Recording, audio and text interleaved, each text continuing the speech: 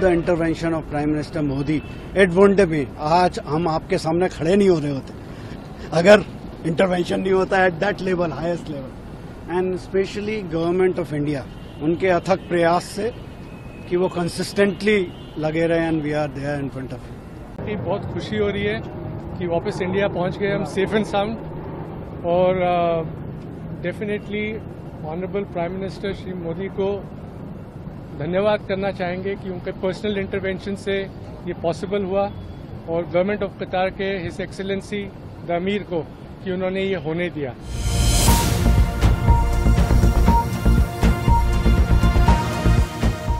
Qatar ने 8 पूर्व भारतीय नौसैनिकों को रिहा कर दिया है। इनमें से 7 सोमवार सुबह भारत लौट आए हैं। ये कतर में जासूसी के आरोप में उम्र कैद की सजा काट रहे थे। पहले इन्हें फांसी की सजा सुनाई गई थी। विदेश मंत्रालय ने 12 फरवरी को देर रात कहा, भारत सरकार कतर में गिरफ्तार किए गए दहरा ग्लोबल कंपनी के लिए काम करने वाले 8 भारतीयों की रिहाई का स्वागत करती है। हम इनकी घर वापसी के लिए कतर के फैसले की सराहना करते हैं। कतर की इंटेलिजेंस एजेंसी के स्टेट सिक्योरिटी ब्यूरो ने 30 अगस्त 2022 को 8 पूर्व नौसैनिकों को गिरफ्तार किया था। दिल्ली एयरपोर्ट पर लौटने के बाद कुछ पूर्व नौसैनिकों ने मीडिया से बात की। एक पूर्व नौसैनिक ने कहा, पीएम मोदी के हस्तक्षेप के बिना हमारे लिए भारत लौटना संभव नहीं होता। भारत सरकार के लगातार प्रयासों के बाद ही हम वापस आ सके हैं। एक अन्य पूर्व नौसैनिक ने कहा, हम 18 महीने बाद भारत आ सके हैं। हम पीएम मोदी और भारत सरकार को उनके प्रयासों के लिए धन्यवाद देते हैं। ये सभी अफसर कतर की नौसेना को ट्रेनिंग देने वाली एक निजी company Dahra global technology and consultancy में काम करते थे। आपको बता दें कि Dahra global defence service provides करती है। ओमान एयरफोर्स के retired squadron leader Khamis Al Ajmi इसके प्रमुख हैं। उन्हें भी 8 भारतीय नागरिकों के साथ गिरफ्तार किया गया था, लेकिन नवंबर में उन्हें छोड़ दिया गया।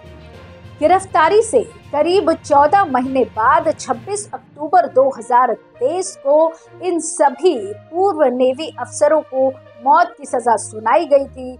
28 दिसंबर 2023 को इनकी मौत की सजा कैद में बदल गई थी। भारतीय दूतावास को सितंबर 2022 के मध्य में पहली बार भारतीय नौसैनिकों की गिरफ्तारी के बारे में बताया गया था। इनकी पहचान captain Navtej Singh Gill, captain Saurabh Vashisht, commander Purnendu Tiwari, captain Virendra Kumar Verma, commander Sugunakar Pakala, commander Sanjeev Gupta, commander Amit Nagpal और नाविक रागेश के रूप में की गई। 30 सितंबर 2023 को इन्हें अपने परिवार के सदस्यों के साथ थोड़ी देर के लिए टेलीफोन पर बात करने की मंजूरी दी गई थी। पहली बार काउंसलर एक्सप्रेस 3 अक्टूबर 2023 को गिरफ्तारी के 1 महीने बाद मिला। इस दौरान भारतीय दूतावास के एक अधिकारी को इनसे मिलने दिया गया था। 3 दिसंबर 2023 को कतर में मौजूद भारत के एम्बेसडर विपुल के 8 पूर्व नौसैनिकों से मुलाकात की थी। इन 8 भारतीयों पर इजराइल के लिए जासूसी करने का आरोप था।